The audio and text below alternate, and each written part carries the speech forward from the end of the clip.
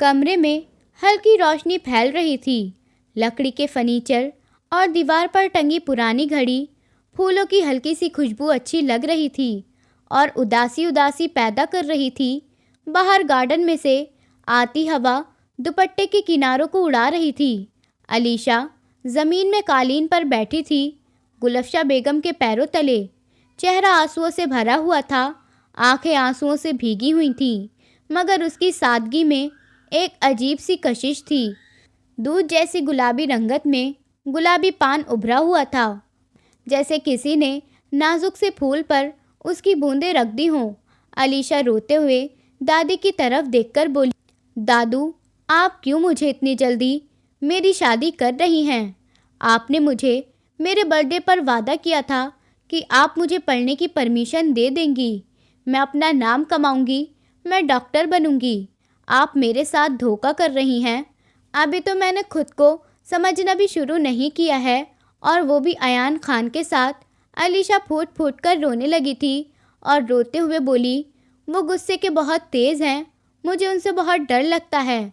अगर खाने की मेज़ पर एक गिलास भी गलत रख दिया जाए तो वो पूरी मेज़ पलट देते हैं। मुझे बहुत डर लगता है उनसे, और आप मुझे उनकी ज़िंदगी में शामिल कर रही हैं। आप मेरे साथ ऐसा कैसे कर सकती हैं? आप तो मुझे बहुत प्यार करती थी ना, फिर अब क्या हुआ? मेरे साथ जो कुछ भी हुआ उसमें मेरी क्या गलती थी? वो सब तो किस्मत में लिखा हुआ था ना। गुलफ्शा बेगम ने हल्के से हाथ अलीशा के सर पर फेरते हुए कहा, ये फैसला तुम्हारा या मेरा नहीं, ये फैसला अजमल खान का है, और जो कि अजमल खान ज़दा का फैसला है तो हम इसमें कुछ नहीं कर सकते। मैंने उससे बात करने की कोशिश की थी तो उसने कह दिया कि ये फैसला करके हम अब अपनी दुश्मनी ख़त्म करेंगे और दोबारा से अपने घर में खुशियों का माहौल लाना चाहते हैं। और उस दिन जो तुम्हारे साथ हादसा हुआ था उससे तुम्हारे बड़े पापा डर गए हैं, इसलिए वो तुम्हें किसी मजबूत हाथों में सौंप देना चाहते हैं। अलीशा ने दादी को देखा। अलीशा की आंखों में अलग ही चमक उभर आई थी और वो आंसू साफ करते हुए बोली, मगर दादू, आप तो जानती है ना वो कितने गुस्से वाले हैं। उनके गुस्से के किस्से सबने सुन रखे हैं, और अगर मुझसे कोई गलती हुई तो वो मुझे भी नहीं छोड़ेंगे, और अगर उस हादसे के बारे में उनको पता चल गया तो मैं क्या करूँगी? और आप लोग तो उन्हें कुछ बताना भी नहीं चाहते हैं। अलीशा का दिल घबरा रहा था। वो समझ ही नहीं पा रही थी कि अयान का हाथ थाम ले या अभी कुछ वक्त के लिए ये सब कुछ रोक दे। गुलफ्शा बेगम के चेहरे पर एक पल के लिए नरमी उभरी, लेकिन फिर सख्ती में बदल गई। वो हस्बैंड होगा तुम्हारा, तुम पर हक रखता है। अगर तुम उसकी बात नहीं मानोगी तो तुम्हें सज़ा मिलेगी। ये रिवायत है हमारे ख़ानदान की। इस बात को तुम अच्छे से अपने दिमाग में बिठा लो। और रही खुलने की बात तो वक्त आने पर उसे वो भी पता चल जाएगा। छुपा कुछ नहीं रहता, हम कितना भी छुपा लें उसे पता चल ही जाएगा। दादू की ये बात सुनने के बाद वो एकदम से बोली, मैं आपकी बात समझ रही हूँ दादू, और मैं राज खुल जाने की टेंशन भी नहीं ले रही, क्योंकि उस सब में मेरी कोई गलती थी ही नहीं।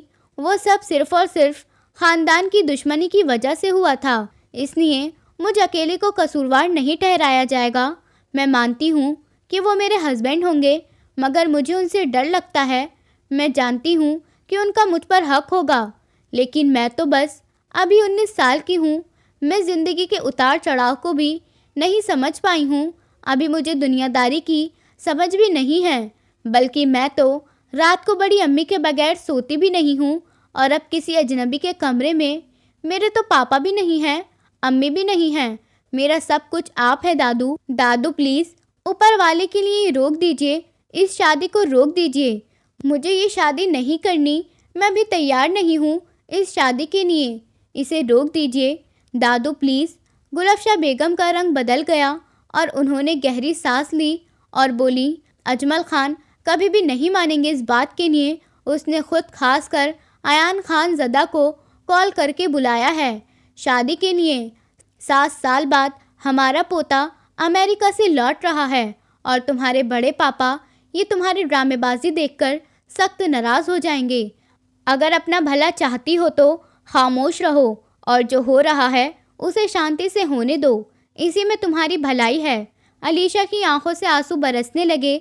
उसने अपना सर दादू की गोद में रख लिया और रोते हुए बोली, दादू, वो मेरे बड़े पापा हैं, वो मेरी बात नहीं मानेंगे, मैं जानती हूँ, लेकिन वो आपके तो बेटे हैं ना, आपकी बात तो मान जाएंगे।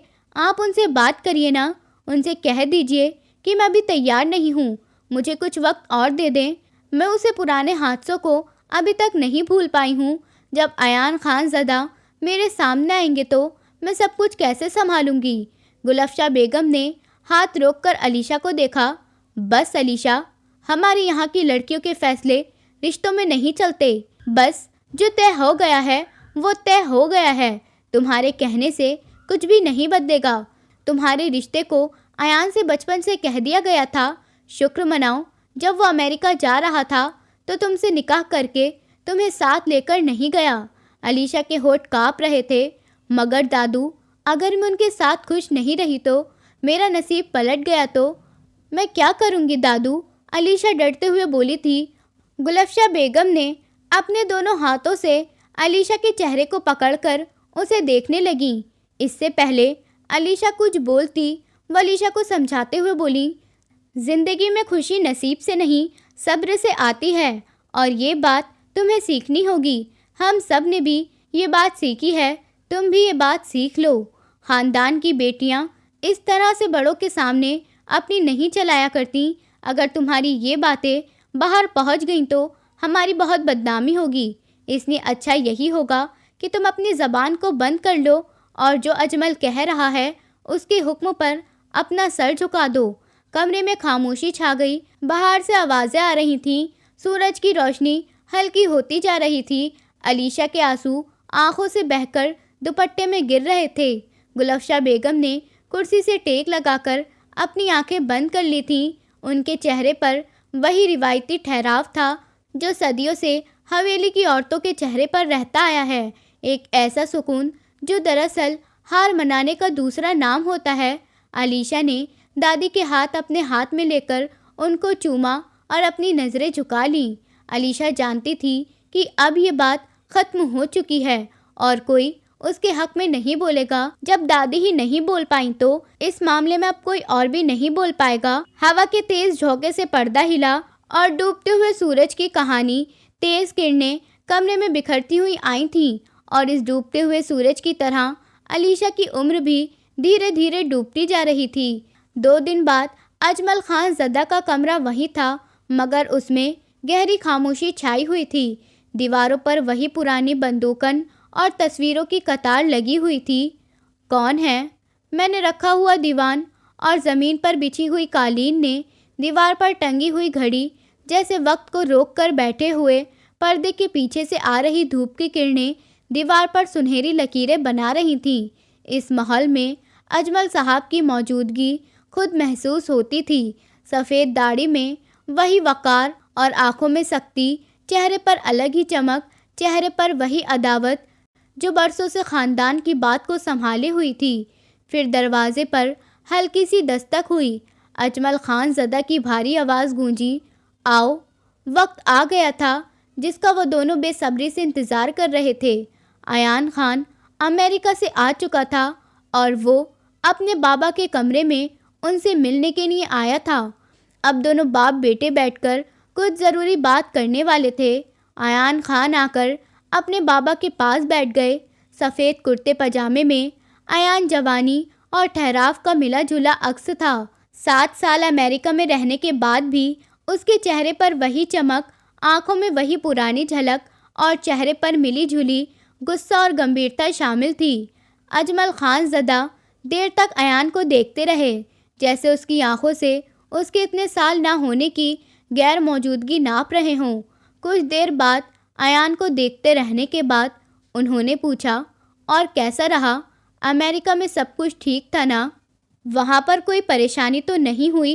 अयान अपने बाबा को देखते हुए बोला, सब कुछ अच्छा था बाबा, बस वहाँ की आज़ादी में दिल नहीं लगता था।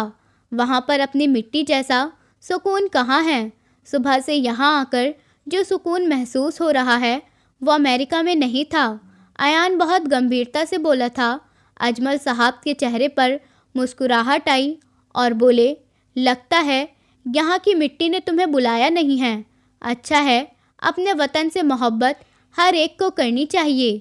फिर अजमल साहब सीधे बैठ गए और अयान को देखते हुए बोले, बात सुनो अयान, आज तुम्हारी शादी है अलीशा के साथ, इसलिए ख़ास तौर पर हमने तुम्हें अमेरिका से बुलवाया है। मैं जानता हूँ कि तुम हमारा फ़ैसला मानते हो, मगर मैं तुम्हें कुछ बातें समझाना चाहता हूँ। अयान ने अपने बाबा के सामने सर झुकाया और मुस्कुराकर बोला, आपका हुक्म सर आँखों पर है बाबा, मैं सब कुछ जानता हूँ, बाकी आप बताएं क्या करना है मुझे। अजमल साहब के चेहरे पर हल्की सी मुस्कुराहट आई। वो अयान को देखते हुए बोले, हमें इसी महीने वारिस की खुशखबरी चाहिए। ये बात अजमल साहब ने किसी नॉर्मल बात की तरह नहीं, बल्कि एक हुक्म के अंदाज में कहा था। तुम्हारे तीनों भाई ख़ानदानी दुश्मनी में चले गए, अब तुम बचे हो और तुम्हारी औलाद ही इस ख़ानदान को बढ़ाएगी। हमने दुश्मनों से अब हाथ खींच लिए हैं, हमें अब कोई बदला नहीं लेना। अब हम यही चाहते हैं कि तुम अपनी ज़िंदगी नए तरीके से शुरू करो, ताकि हमारे घर में बच्चों की किलकारियाँ गूंजें। मैं फिर से इस हवेली को खुशहाल और बच्चों की चौचाहट में देखना चाहता हूँ। अयान खामोश रहा, नज़रें नीचे झुकी हुई थीं। अजमल साहब ने एक गहरी सांस भरी और फिर बोले, हमें बच्चों की खुशी चाहिए, ख़ानदान को बढ़ाओ। और सुनो। अजमल साहब थोड़ा रुके और फिर बोले, बुरा मत मानना मेरी बात का अयान, मगर ये बहुत ज़रूरी है। हम तुम्हारी दूसरी शादी भी करवाएंगे। अलीशा कम उम्र है, ज़्यादा बच्चे पैदा नहीं कर पाएगी। हमारे ख़ानदान की आस बस अब तुमसे ही जुड़ी है। अब तुम ही हो जो इस ख़ानदान की खुशियों से भर सकते हो। ये सुनते ही अयान ने सर उठाया। चेहरे पर नरमी थी, मगर आवाज़ में गंभीरता। नहीं बाबा, शादी मैं एक ही करूँगा, ये बात आप अपने दिमाग में बैठा लीजिए। मेरी दूसरी तीसरी शादी करने का कोई इरादा नहीं है। क्या मतलब? अजमल साहब की आंखों में सख्ती उभर आई। ये कोई मामूली बात नहीं है। ख़ानदान के वारिस को एक अकेली औरत पर नहीं छोड़ा जा सकता। बच्चों की देखभाल होती है, और जितनी नाजुक अलीशा है, वह हमें 2 बच्चों की खुशियां देकर ही खामोश बैठ जाएगी। अयान नामे सर हिलाते हुए बोला, मैं समझता हूँ, आपकी हर बात की इज्जत करता हूँ, तभी आपकी एक कॉल पर अमेरिका से वापस आ गया। लेकिन अलीशा बहुत मासूम है, वो दूसरी औरत बर्दाश्त नहीं कर पाएगी। कोई भी औरत हो, अपनी सौतन को बर्दाश्त नहीं कर पाती, और सिर्फ घर में परेशानियाँ और लड़ाई झगड़ों के सिवा कुछ नहीं होता। मैं नहीं चाहता मेरी हंसती खेलती ज़िंदगी में कोई परेशानी आए, और मैं अलीशा की आंखों में डर देख चुका हूँ। शादी एक जिम्मेदारी है, कोई सौदा नहीं। कमरे की फ़िज़ा एक पल के लिए खामोश हो गई। अजमल साहब की उंगलियां मेज़ पर हल्की सी टकराहट कर रही थीं। वह अयान को देखते हुए बोले, तुम नरमी दिखा रहे हो या कमज़ोरी? ख़ानदान के बेटों पर नरमी और कमज़ोरी दोनों ही शोभा नहीं देते। अयान फ़ौरन बोला, नहीं बाबा, न मैं नरमी दिखा रहा हूँ, न मैं कमज़ोरी, मैं सिर्फ मोहब्बत दिखा रहा हूँ। अयान की आवाज़ में वज़न था। और रही बच्चों की बात, तो हम पठान हैं। हमारे यहाँ एक औरत 10-12 बच्चों को भी जन्म दे देती तो भी कोई बात नहीं। वो अभी देखने में नाजुक है, मगर जब 1 या 2 बच्चे हो जाएंगे तो उसे आदत हो जाएगी। अजमल साहब ने अयान को घूरा और फिर हंसने लगे। अब तो तुम्हारी बातों में भी दलील आ गई है अयान। अब तुम अपने बाबा से भी बहस कर सकते हो, मगर रस्मों से नहीं। याद रखो, ख़ानदान का बोझ तुम्हारे कंधों पर है अयान। मैं उठाऊंगा बाबा, अपनी पूरी जिम्मेदारी के साथ, और अलीशा को खुश रखना मेरी पहली जिम्मेदारी होगी। अगर अलीशा ही खुश नहीं रही तो सब कुछ बेकार है। अजमल साहब ने अयान के चेहरे से अपनी नज़रें हटा लीं। उनके चेहरे पर गुस्से के साथ एक थकान भी उभर आई थी। ठीक है, देखते हैं तुम अपने उसूलों पर कब तक चलते हो। अयान ने सर झुकाया और मुस्कुराने लगा और बोला, जब तक मेरी सांसें बाकी हैं बाबा, तब तक। कमरे में फिर से एक गहरी खामोशी उतर गई और बाहर लॉन में शादी की तैयारियां गूंज होने लगीं। ढोलक की हल्की थाप, औरतों की हंसी और सूरज की मध्यम रोशनी, और कुछ ही देर में अयान और अलीशा का निकाह भी हो गया। अलीशा को निकाह के बाद अयान के कमरे में ले जाकर बैठा दिया गया, मगर उस कमरे में दो नस्लें अपने अपने उसूलों के दरमियान बैठी थीं, जैसे वक्त खुद फैसला करने से रुक गया हो। वक्त की रफ्तार धीरे धीरे बढ़ती जा रही थी। कमरे में गुलाब की खुशबू फैली हुई थी, मगर कमरे में कोई खुशी नहीं थी। मोमबत्ती की मध्य रोशनी दीवारों को लंबा कर कर फर्श पर गिर रही थी। बेड पर सफ़ेद चादर और फूलों की खुशबू ने एक खुश माहौल बना रखा था। अलीशा सर झुकाकर बैठी थी, आंखों से आंसू चुपके चुपके टपक रहे थे। चूड़ी की खनक की आवाज़ के हाथों से कांपती हुई आ रही थी। उसे समझ नहीं आ रहा था ये सब इतनी जल्दी क्यों हो गया। ना कोई ज़्यादा मेहमान, ना कोई ज़्यादा रस्म, बस अचानक शादी और अब ये कमरा। बार बार यही ख्याल उसके दिमाग में उभर रहा था कि वो सिर्फ औलाद के लिए हैं। क्या सिर्फ यही शादी होने का नाम है? कई सारे सवाल उसके दिमाग में घूम रहे थे। कुछ ही देर बाद दरवाजे पर चर्चा आहट हुई। अयान खान दरवाजे पर था, वाइट कुर्ते पजामे में, चेहरे पर सुकून सा छाया हुआ था। कुछ देर तक दरवाजे पर खड़ा यूं ही अलीशा को देखता रहा। अयान धीरे धीरे कदम बढ़ाता हुआ अलीशा की तरफ आ गया और अलीशा को सलाम किया। आवाज़ में नमी कम और ज़रूरत ज़्यादा थी।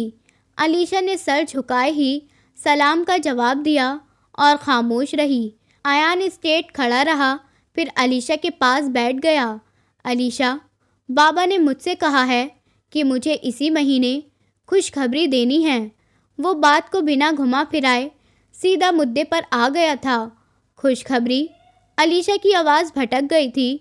हाँ वारिस, तुम जानती हो कि हमारे ख़ानदान पर कितनी क़यामत टूटी है। अब हमें इस घर को नई खुशी देनी है ताकि इस घर में खुशियाँ बिखर जाएं। अलीशा की आंखों से आंसू टूटकर बहने लगे। मैं भी चाहती हूँ, लेकिन मैं भी इस सब के लिए तैयार नहीं हूँ। मैं चाहती हूँ आप मुझे कुछ और वक्त दें। अयान भैया। ये सुनते ही अयान को थोड़ा गुस्सा आया, मगर उसने कंट्रोल करते हुए हल्की आवाज़ में कहा, मैं तुम्हारा भैया नहीं हूँ, तुम्हारा हस्बैंड हूँ। हस्बैंड की बात मानी जाती है, नहीं मानोगी तो याद रखो हमारे बीच नाराज़गी भी पैदा हो सकती है। अयान झुककर अलीशा की तरफ पड़ा। अलीशा कुछ और भी कहना चाहती थी, मगर चुप रही। अयान के अल्फाज अलीशा के दिल पर तीर की तरह छुए थे। अलीशा का दिल घबराने लगा। वो घबराकर पीछे हटी।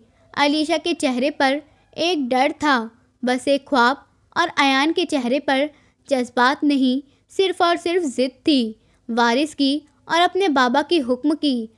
अयान अलीशा से मोहब्बत करता था। वो थी ही इतनी प्यारी, कोई भी उसका दीवाना हो सकता था।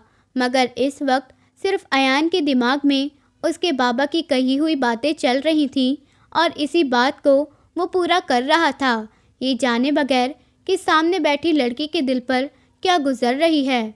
वो उसके करीब आया, इतना करीब आया कि अयान की सांस अपने ऊपर चलती महसूस होने लगी। कमरे में इस वक्त बस घड़ी की टिक टिक ही सुनाई दे रही थी। अलीशा उसे हटाते हुए बोली, मुझे अभी थोड़ा सा और वक्त दीजिए।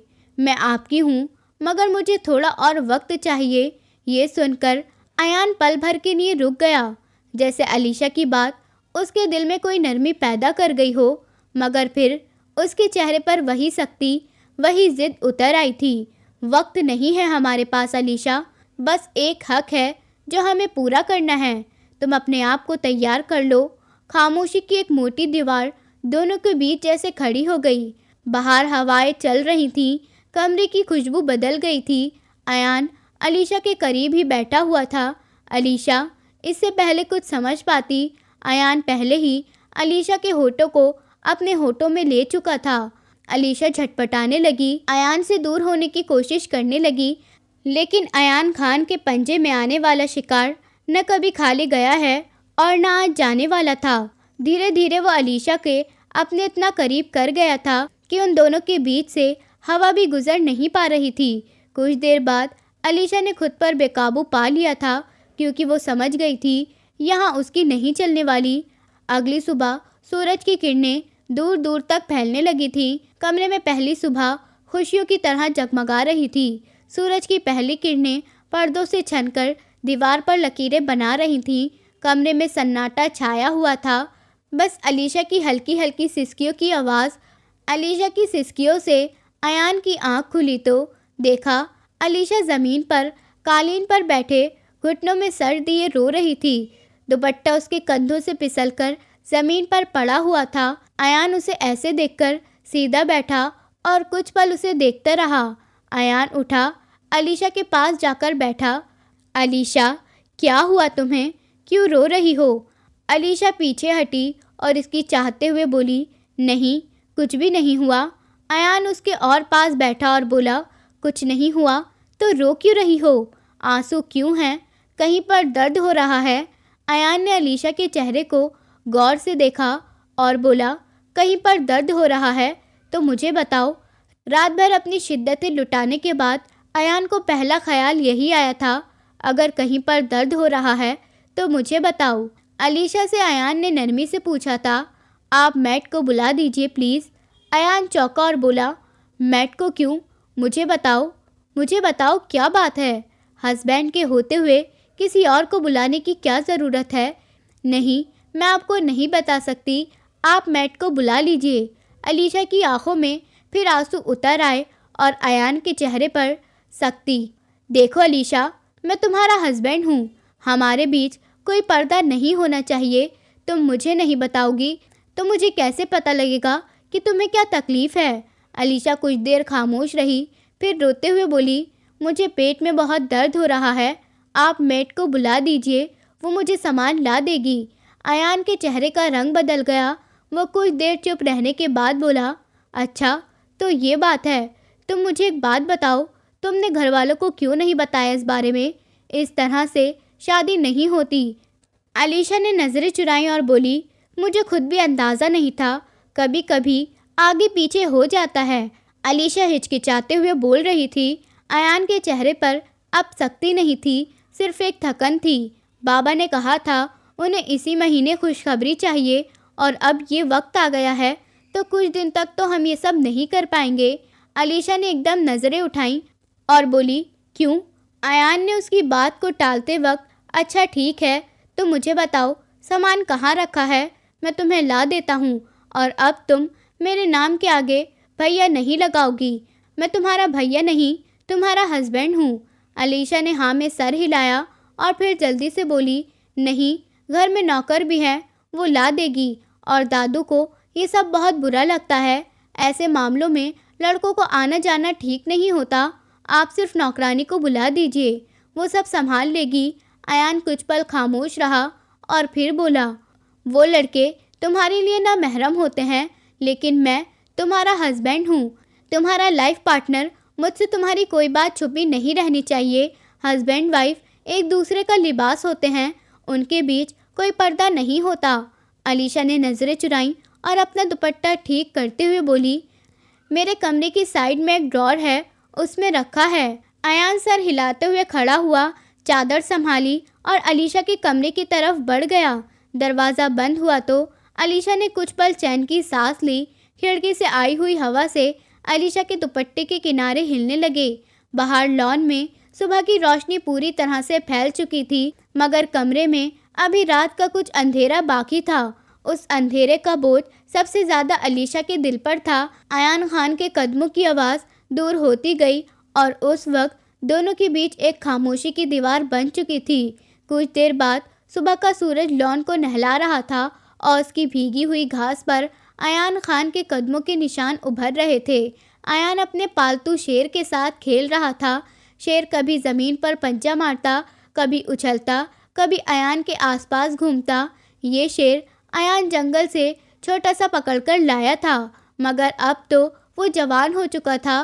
कुछ देर बाद अयान को पीछे से किसी के कदमों की आहट की आवाज़ आई। अयान ने पीछे पलटकर देखा तो अजमल खान साहब खामोशी के साथ लॉन में आ रहे थे। उनके चेहरे पर वही ठहरी हुई गंभीरता थी जो बरसों पहले की हुई जंग और नुकसान की वजह से आई थी। अयान खान ने फ़ौरन सीधा होकर अजमल साहब को सलाम किया। अजमल साहब ने धीरे से सलाम का जवाब दिया। उन्होंने पास आकर अयान के कंधों पर हाथ रखा। काफ़ी दिनों बाद तुम्हें यूं खुश और पुरसुकून देखा है। अयान बेटा, तुम्हारा शेरू काफ़ी बड़ा हो गया है और अब तुम्हारे काबू में है। अयान ने मुस्कुराकर शेर के सर पर हाथ फेरा। हाँ बाबा, अब ये भी समझ गया है किस पर गुर्राना है, किस पर नहीं। कुछ देर दोनों खामोशी से खड़े शेरू को देखते रहे। फिर बाहर घोड़ों की आवाज़ सुनाई दी। अयान के चेहरे की मुस्कुराहट हल्की और अयान धीमी आवाज़ में बोला, बाबा एक बात पूछूं? अजमल साहब ने हल्की सी नज़र अयान पर डाली। हाँ बेटा, पूछो, क्या बात है? अयान के चेहरे पर गंभीरता उतर आई थी। अयान ने पूछा, ये ख़ानदानी दुश्मनी आखिर इतनी ख़तरनाक कैसे हुई? ये सिर्फ ज़मीन का ही मसला था या कुछ और भी बात थी? मेरे 3 भाइयों का कत्ल हुआ और आप खामोश रहे। क्यों बाबा, आप खामोश क्यों रहे? अयान का ये सवाल अजमल खान साहब के सीधा दिल पर लगा। उनके चेहरे पर कुछ देर के लिए साया सा आया। फिर वो धीरे से बोले, ये दुश्मनी हमारे बाप दादाओं से चलती आ रही है। मेरे दादा की मौत का बदला तुम्हारे दादा ने लिया और तुम्हारे दादा की मौत का बदला मैंने, और उन दुश्मनों ने इस बदले में तुम्हारे 3 भाइयों को मौत के घाट उतार दिया। खून का सिलसिला खून से चला जा रहा था। अयान खान ने होंठ मींच लिए और बोला, हम सिर्फ यादों में ही जिएंगे भाई की। अजमल साहब ने आह भरी और धीरे से बोले, नहीं बेटा, मैं इस बार बदला नहीं चाहता। मैं थक गया हूँ इन झगड़ों से, बदलों से। अलीशा तुम्हारे चाचा की बेटी है, नाजुक, सीधी सादी और डरपोक। मैंने तुम्हें अमेरिका से खासकर इसलिए बुलाया है ताकि तुम अपनी ज़िंदगी में बिज़ी हो जाओ, अपने रिश्ते को संभालो और अलीशा तुम्हारी छाँव में महफूज रहे। क्योंकि अब की बार जब दुश्मन हमसे बदला लेने की सोचेंगे तो हमारे बेटे पर नहीं, हमारे घर की औरतों पर निगाह डालेंगे। और मैं नहीं चाहता कि अब कोई भी खतरा हमारे घर की दहलीज पर आए। अयान खान खामोशी से अपने बाबा का चेहरा देखता रहा। उसकी आंखों में सवाल की परछाइयाँ और गहरी हो गई थी। बाबा सच बताइए, क्या यही पूरी बात है? ये इस कहानी की सच्चाई के अलावा कुछ और भी छुपा है? अजमल खान साहब के चेहरे पर हल्की सी घबराहट आई।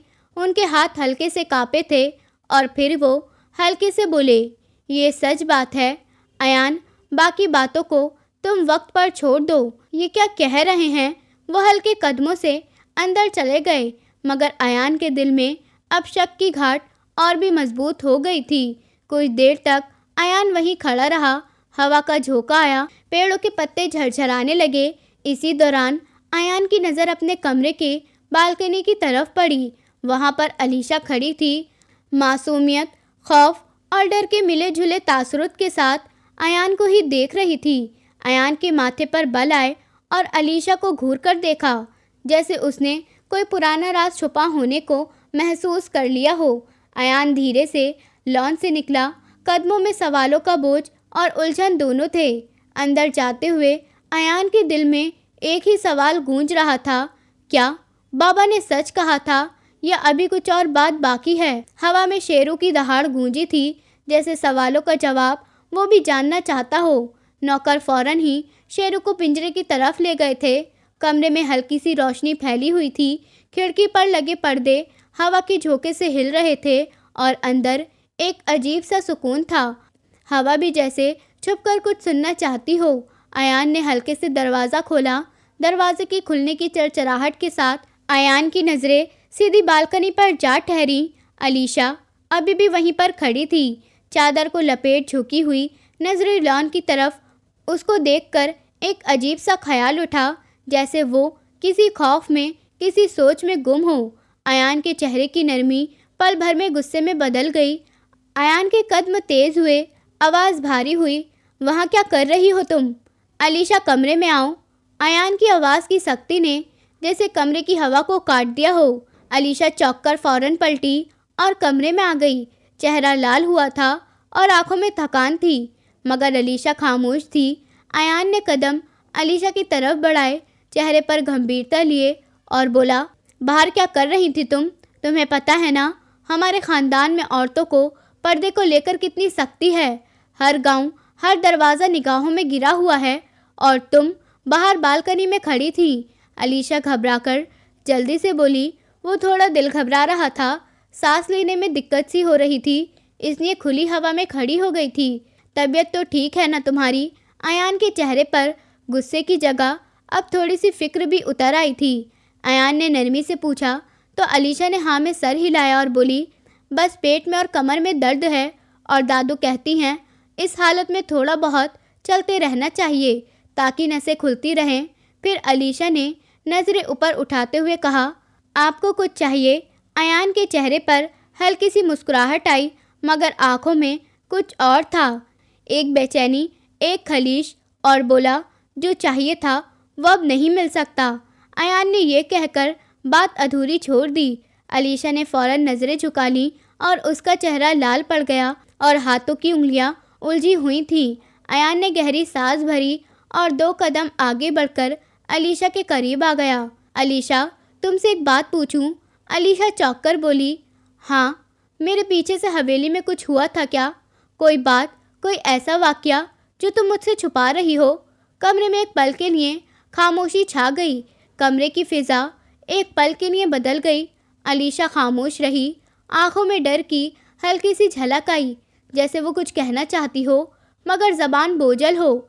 अलीशा ने ना में सर हिलाते हुए कहा, नहीं, कुछ नहीं हुआ, सब ठीक है। अयान ने अलीशा को घूरते हुए देखा। अलीशा नज़रें चुराने लगी, उसके होठ थोड़े कांपे और कहने लगी, मैं सच कह रही हूँ, कुछ नहीं हुआ। अयान के चेहरे पर शक का साया उतर आया।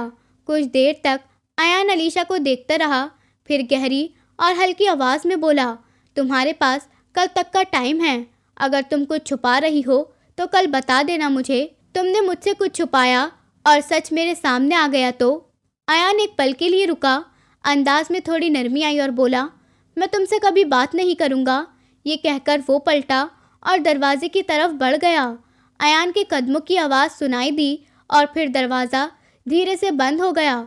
कमरे में दोबारा से खामोशी फैल गई थी और कमरे में अब बस घड़ी की टिक टिक बाकी रह गई थी। अलीशा वहीं सोफे पर बैठी रह गई, हाथों की मिट्टियाँ मींच रखी थी और धड़कन इतनी तेज़ चल रही थी जैसे अंदर कोई तूफान उठ रहा हो। अचानक दोनों आंखों से आंसू बह निकले, एक सीधे गाल पर, एक उल्टे गाल पर, जैसा खामोशी से दिल के 2 टुकड़े होकर गिर गए हों। अलीशा ने नज़रें ऊपर उठाईं, बालकनी की तरफ देखा जहाँ से कुछ देर पहले रोशनी आ रही थी। कमरे में अब सिर्फ अंधेरा था। अयान की आवाज़ अभी भी अलीशा के कानों में गूंज रही थी, कल तक का तुम्हारे पास वक्त है। अलीशा जानती थी कल सिर्फ वक्त नहीं लेगा, एक फैसला भी आएगा। अलीशा के डर से दिल बैठा जा रहा था कि अगर अयान को वो राज पता चल गया जो घर में सब उससे छुपा रहे थे तो घर में क्या कयामत आएगी। ये सोचकर अलीशा की जान निकली जा रही थी। कुछ देर तक अलीशा वहीं पर बैठी रही और फिर कुछ सोचकर उसने अपने कदम गुलफ्शा बेगम के कमरे की तरफ बढ़ाए थे।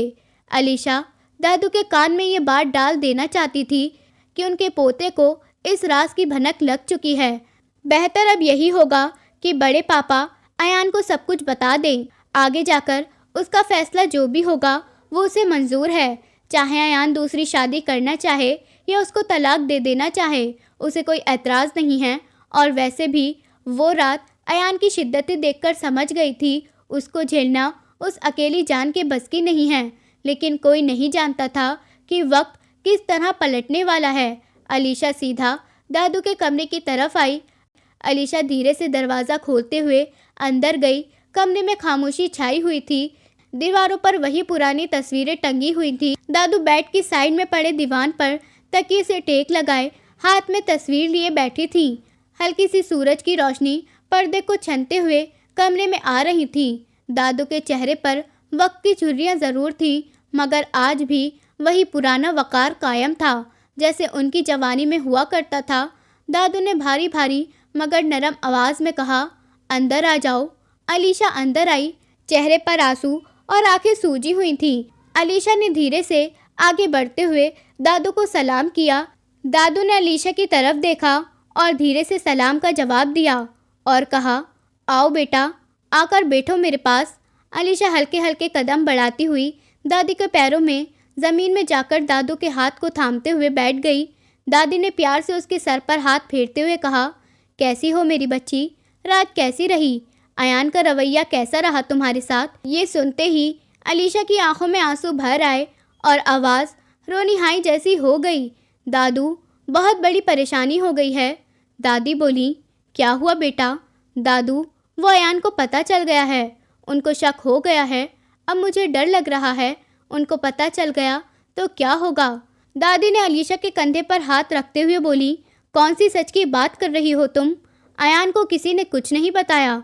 दादू, उन्होंने मुझसे खुद कहा है कि अगर मैं कल तक उन्हें वो राज नहीं बताया जो हम उनसे छुपा रहे हैं तो वो मुझसे कभी बात नहीं करेंगे। दादू की आंखों में शक था। ऐसा लगा जैसे वो सब जान चुकी हों। गुलफ्शा बेगम के चेहरे पर पल भर के लिए परेशानी उभरी, लेकिन वो फिर संभल गई और अलीशा को समझाते हुए बोली, डरो मत बेटा, अयान को कुछ भी पता नहीं चलेगा। अजमल ने कहा है वो अयान को कभी भी इस बात की भनक नहीं लगने देगा। फिर दादी की बात पलटते हुए बोली, अच्छा ये सब छोड़ो, ये बताओ रात कैसी गुजरी? सब ठीक रहा ना? अलीशा ने नज़रें झुकाईं, आंसू फिर बह निकले। दादू, वो मेरी सुबह तबीयत खराब हो गई। गुलफ्शा बेगम ने गहरी सांस भरी और कहा, अच्छा ठीक है, तुम आराम करो और अयान को अपने करीब मत आने देना, चाहे वो कितना भी कहे। ऊपर वाले ने औरत को एक खास वक़ार दिया तो औरत को अपनी इज्जत और सेहत का खास ख्याल रखना चाहिए। अलीशा ने हल्के से हाँ में सर हिलाया और बोली, दादू मेरी तो हालत हो गई है, कमर में बहुत दर्द है, सर भी भारी हो रहा है। अयान तो कह रहे थे कि वो खुद सामान लाएंगे, लेकिन मैंने उन्हें रोक दिया और कहा, दादू बहुत नाराज़ हो जाएंगी अगर घर के मर्दों को इस बात की खबर हुई तो। असल बात वो गुम कर गई थी। गुलफ्शा बेगम वापस बोली, तुमने ठीक किया बेटा, मर्दों को ऐसी बातों में शामिल नहीं करना चाहिए, ये हम औरतों को अपने तक ही रखनी चाहिए। अयान का दिमाग तेज़ है, वो ज़रा सी बात का पतंगड़ बना देता है। तुम बस चुप रहो और कुछ आराम करो। मैं नौकरानी को भेज देती हूँ, वो तुम्हें सारी ज़रूरत की चीज़ें ला देगी। दादू, अलीशा हल्के से बोली, मुझे लगता है कि अयान मुझसे दूर हो जाएंगे। अयान बहुत गुस्से में थे, वो मुझसे कह रहे थे अगर मैंने उनको कल तक सच नहीं बताया तो मुझसे बात नहीं करेंगे। गुलफ्शा बेगम के चेहरे पर सख्ती आई और बोली, मर्द के आगे अगर हर बात खोलकर रख दी जाए तो वो सर पर चढ़ जाता है। तुम्हें बस सब्र से काम लेना है। अभी तुम बहुत छोटी हो, वक्त के साथ तुम्हें समझ आ जाएगी कि औरत को कब बोलना है और कब खामोश रहना है। अलीशा ने दादू की बात पर सर झुका लिया था। अलीशा की आंखों से आंसू निकलकर गालों पर बह गए। गुलफ्शा बेगम ने अपने दुपट्टे से अलीशा के आंसू साफ किए और रो मत अलीशा, अयान को बस वक्त चाहिए और तुम्हें हिम्मत। कमरे में खामोशी छा गई। बाहर आंगन से नौकरों को बोलने की आवाज़ आई। अगले दिन हवा सुहानी थी। अजमल खान ने कहा था कि अयान को बाहर कुछ हवा खानी चाहिए, रिश्तों को संभालना है। तो अयान ने सोचा क्यों ना आज अलीशा को किसी अच्छे रेस्टोरेंट में ले जाया जाए। वो चाहता था कि अलीशा के चेहरे पर थोड़ी मुस्कुराहट आए, घर की फिक्रों से थोड़ी राहत मिले। अयान ने आराम से सजी एक छोटी सी तस्वीर की तरह अलीशा को लंच के लिए बुलाया। रास्ते में अलीशा चुप सी थी, पर उसकी आंखों में आज कुछ नई रौनक थी। जब वो रेस्टोरेंट पहुंचे तो शाम ढल रही थी। हल्की रोशनी, मंद मंद म्यूज़िक और चारों ओर खुशबू। अलीशा आज बहुत खूबसूरत लग रही थी। उसने सिंपल और खूबसूरत सा सूट पहना था, हल्का सा दुपट्टा सर पर ओढ़ा हुआ था, बाल खुले हुए और चेहरे पर एक शर्मीली मुस्कुराहट। अयान तो अलीशा को देखते ही रह गया। उसकी आंखों में वही पुरानी चाहत और चिंता दोनों साथ थीं। मेज़ पर बैठकर दोनों ने खाने का ऑर्डर दिया। पहले कुछ पल में दोनों चुप थे, जैसे शब्दों को तोलने की ज़रूरत नहीं थी। फिर अयान ने धीरे धीरे बात शुरू की, अलीशा, कल वाली रात के बाद तुम ठीक तो हो ना? दादी का तो कहना है तुम ठीक हो। अलीशा ने थोड़ा मुस्कुराकर कहा, थोड़ी थकान है बस। आप क्यों पूछ रहे हो? क्या आप मुझसे नाराज़ हैं? उसकी आवाज़ में बचपन की नरमियत थी। अयान ने उसकी तरफ देखा। उसके चेहरे पर गंभीरता थी, पर आवाज़ में गर्माहट भी थी। नाराज़ नहीं, पर मैं सोचता हूँ कि तुम्हें जितना संभालना चाहिए उतना नहीं कर पा रहा हूँ। तुम यहाँ हो और मुझे डर रहता है। उसने हाथ बढ़ाकर उसकी उंगली को पकड़ा। अलीशा की आंखों में कुछ नरमी आई। उसे अयान की फिक्र अच्छी लगी थी, पर साथ ही दिल में डर भी था कि सच कब सामने आ जाएगा। खाना आया, बातों का सिलसिला धीरे धीरे खुला। उन्होंने बचपन की बातें की, अयान ने अमेरिका में हुई हल्की फुल्की घटनाएं सुनाई और अलीशा ने दादू के किस्से बताए। अयान हंसकर कहता, तुम्हारी हंसी देखकर मुझे अजीब सा सुकून मिलता है। अलीशा का चेहरा लाल हो गया, पर वो खुशी खुशी बात करती रही कि तभी अचानक आवाज़ें आने लगीं और किचन से प्लेट्स की खनक के बीच रेस्टोरेंट का माहौल आरामदायक था। तभी बाहर की तरफ से दो आदमी अंदर आए। साधारण कपड़े, कांधे पर हल्का सा धमक सा और चेहरे पर कठोरता। उनकी चाल में अनजानापन और पुराना रंज झलक रहा था। अयान की नज़र वहीं मुड़ते ही उन पर टिक गई। दिल की धड़कन तेज़ होने लगी। वो उन्हें पहचान गया। वो ही दो गुंडे थे जो पहले भी उन्हें परेशान करते थे। अयान के पुराने दुश्मन थे। उनकी चाल में अब भी वही तेज़ी थी। अलीशा ने उनको नहीं देखा। वो मुस्कुरा रही थी। अनजान अयान ने कुछ पल शांत रहने की कोशिश की, पर उसकी आंखों में आग छिप नहीं सकी। गुंडों ने थोड़ी सी हंसी उड़ाई और धीरे से अयान की मेज़ की ओर बढ़े। उनकी निगाहें अलीशा पर थमी। ये देखकर अयान का खून खौल उठा। तुम्हें दिखाई नहीं देता? गुंडे में से एक ने तंज कसते हुए कहा। ये वही शहजादा है ना, अजमल खान का बेटा? और वो लड़की, उसी को तो सरदार ने उठवाया है ना? अयान ने उठकर सख्ती से कहा। मेरी बीवी से हाथ भी लगा तो नतीजा बुरा होगा। चलो पीछे हटो। अयान ने गुस्से से दहाड़ते हुए कहा था कि इतने में ही उन्होंने गोलियां चलाना शुरू कर दिया और रेस्टोरेंट में हफरा तफरी मच गई। सब लोग इधर उधर भागने लगे। अलीशा डर कर पीछे हटी। उसने माथा चटकाया और पेट से एक हल्की बोली निकली, अयान पर। अयान ने उसे चुप कराते हुए कहा, अलीशा मैं हूँ, टेंशन मत लो। अयान ने अलीशा को पीछे हटाते हुए कहा।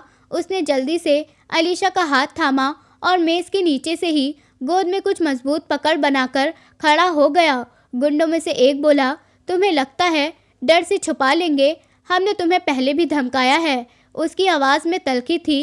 अयान ने एक कदम आगे बढ़ा और सख्ती से कहा, मेरी पत्नी को छूने की भी हिम्मत मत करना। अगर तुमने मेरी पत्नी को देखा भी तो अंजाम बुरा होगा। मैं उसको जिंदा नहीं छोड़ूंगा।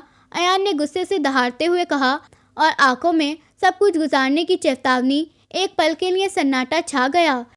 अलीशा के चेहरे पर डर था, पर साथ ही गर्व भी था कि कोई उसे बचा रहा है। गुंडे गुस्से में थे। उनके चेहरे लाल हो गए। वो आगे बढ़ने ही वाले थे कि अयान ने उन्हें पीछे धक्का दिया और कहा, कह देना अपने सरदार से कि मेरी पत्नी की तरफ उसने देखा भी तो कब्र तक पहुंचा दूंगा। और मैं ये सिर्फ कह नहीं रहा हूँ, कर कर भी दिखा दूंगा। गुंडे पीछे हटते हुए आज के लिए रुकते हैं, पर याद रखना हम उन लोगों से पीछे नहीं हटते जो हमारे रास्ते में आते हैं। उन्होंने धमकी भरी नज़र अयान पर डाली और मुट्ठी बांधे बाहर की तरफ कदम बढ़ाया। अयान ने अपनी उंगलियां खींची और सांसें छोड़ी और अलीशा को हाथ पकड़ते हुए बाहर की तरफ निकल गया।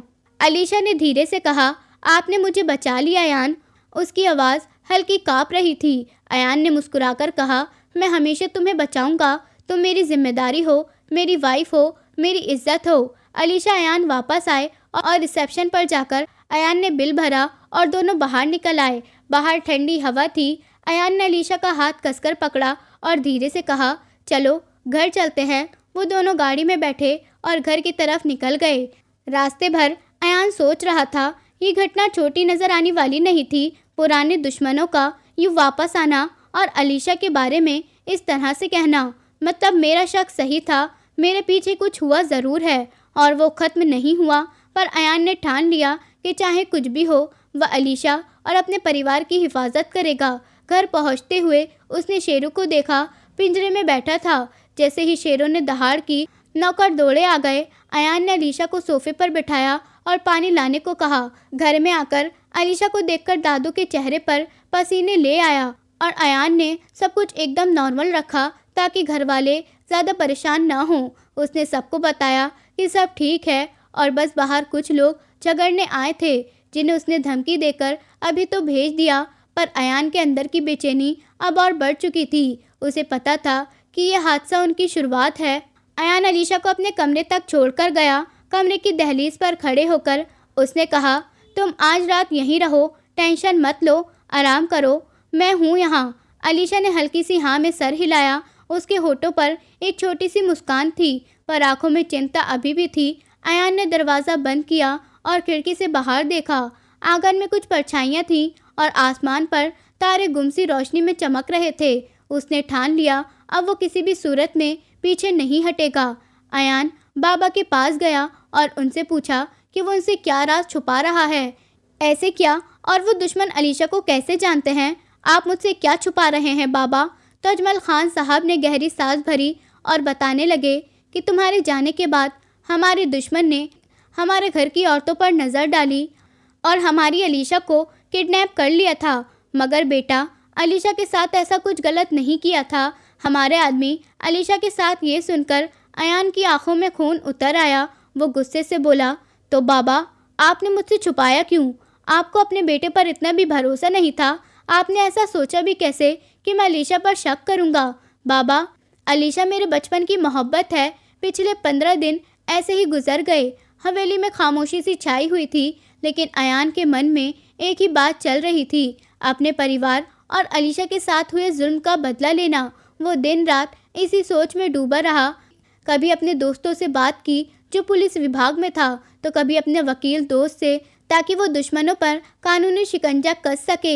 हर दिन वो कुछ नया सबूत जुटाता, दस्तावेज तैयार करवाता और अपने बाबा अजमल खान साहब के पुराने केस की फाइलें निकलवाता। अयान अब पहले से ज़्यादा शांत था, लेकिन उसके अंदर एक आग जल रही थी, इंसाफ की आग। आखिरकार 15वें दिन वह हवेली के बड़े कमरे में अपने बाबा अजमल खान साहब के सामने पहुंचा। अजमल खान साहब उस वक्त कुर्सी पर बैठे हुए थे। चेहरे पर गंभीरता और खामोशी थी। अयान ने धीरे से उनके सामने एक मोटी सी फाइल रखी। अजमल खान ने बोहें सुखेल कर पूछा, ये क्या है बेटा? उन्होंने फाइल उठाई। धीरे धीरे पन्ने पलटने लगे। कुछ पल के लिए कमरा बिल्कुल खामोश हो गया। अयान ने शांत लेकिन गहरी आवाज़ में कहा, बाबा, ये वही केस की फ़ाइल है जो हमारे दुश्मनों के खिलाफ चल रही थी। मैंने अपने पुलिस वाले दोस्त और वकील से मिलकर पूरी जांच दोबारा खुलवाई और आज अदालत का फैसला आ गया है। अजमल खान साहब की नज़रें अयान पर टिकी थीं। अयान ने आगे कहा, बाबा, अदालत ने फैसला हमारे हक में दिया है। हम केस जीत गए हैं। वो लोग जो हमारी ज़मीन हड़पना चाहते थे, जिन्होंने हमारे परिवार पर जुल्म किया था, उन्हें अब 10 साल की जेल की सज़ा हुई है और 5 लाख रुपए का जुर्माना भी लगा है। अजमल खान साहब के होठों पर मुस्कान आई। उनकी आंखें हल्के आंसुओं से भर आईं। उन्होंने खड़े होकर अयान को गले लगा लिया और कांपती आवाज़ में बोले, बेटा, जो काम मैं पूरी ज़िंदगी में नहीं कर पाया, वो तूने सिर्फ 15 दिनों में कर दिखाया। तूने अपने दादाओं का सर ऊंचा कर दिया। आज मुझे तुझ पर गर्व है। अयान ने पिता को कसकर गले लगाया और बोला, बाबा, ये जीत सिर्फ हमारी नहीं, अलीशा की भी है। उसने बहुत कुछ सहा है। अजमल खान मुस्कुराए और बोले, हाँ बेटा, पर तूने इन दिनों उससे एक बात तक नहीं की। वो बहुत परेशान है, रो रही है, अपने कमरे से बाहर नहीं निकली। तुम दोनों के बीच अब कोई दीवार नहीं रहनी चाहिए। जाओ, उससे बात करो, उसे बताओ कि अब सब खत्म हो गया है। अयान ने सर झुकाकर कहा, जी बाबा। वो कमरे से निकलकर सीधा अलीशा के कमरे की तरफ गया। दरवाज़ा आधा खुला था। अंदर हल्की रोशनी थी और खिड़की से आती ठंडी हवा पर्दों को हिला रही थी। अलीशा पलंग पर बैठी थी, सर झुका हुआ, आंखों से आंसू चुपचाप गिर रहे थे। वो पिछले कई दिनों से यही सोचकर रोती रही थी कि शायद अयान अब उससे दूर हो गया है। अयान धीरे से अंदर आया, बिना कुछ बोले उसके पास जाकर बैठ गया। उसने नरमी से कहा, अलीशा। अलीशा ने चौंक कर सर उठाया। आंसू से भीगे चेहरे के साथ अयान ने उसका हाथ पकड़ा और बोला, अब तुम्हें डरने की कोई ज़रूरत नहीं है। जिन लोगों ने तुम्हें और हमारे परिवार को तकलीफ़ दी थी, उन्हें मैंने जेल की सलाखों के पीछे पहुंचा दिया है। अब तुम पूरी तरह सुरक्षित हो, मेरे पास हो। अलीशा के होठ कांपे। उसने धीरे से पूछा, सच कह रहे हैं आप अयान? अयान ने उसके माथे पर हाथ रखा और मुस्कुराकर कहा, सच, बिल्कुल सच। अब कोई तुम्हें देख तक नहीं सकता। अब तुम सिर्फ मेरी हो अलीशा। अयान ने उसे अपने सीने से लगा लिया। अलीशा उसके कंधे पर सर रखकर फूट फूट कर रो पड़ी। राहत के आंसू थे वो। अयान ने उसके माथे को चूमा और कहा, अब रो मत, सब ठीक हो गया है। अब हमें सिर्फ खुश रहना है। अलीशा मुस्कुरा दी। उसकी आंखों में डर की जगह सुकून उतर आया था। कमरे में हवा शांत हो चुकी थी। बाहर पेड़ों की पत्तियां धीरे धीरे हिल रही थीं। उस दिन के बाद दोनों की ज़िंदगी में सुकून लौट आया। अयान अपने काम में लग गया और अलीशा ने भी फिर से मुस्कुराना शुरू कर दिया। अब हवेली में फिर से चिराग जलने लगे थे, जैसे बरसों बाद उस घर में खुशियों की रोशनी वापस आई हो। अजमल खान साहब दूर से दोनों को देख रहे थे, आंखों में गर्व और दिल में दुआ लिए। उन्होंने आसमान की तरफ देखा और बुदबुदाए, शुक्र है ऊपर वाले, हमारे ख़ानदान को आखिर सुकून मिल गया। 5 महीने बाद उनको खुशखबरी भी मिल गई। अब वो अपनी आने वाली संतान के ख्वाब आंखों में सजाए नई ज़िंदगी की शुरुआत कर चुके थे। दोस्तों, उम्मीद करती हूँ आपको हमारी कहानी पसंद आई होगी। कहानी पसंद आई है तो वीडियो को लाइक करें, चैनल पर नए हैं तो चैनल को सब्सक्राइब करें और हाँ, नोटिफिकेशन बेल को ज़रूर दबाएं ताकि अगली अपडेट सबसे पहले आपको मिले।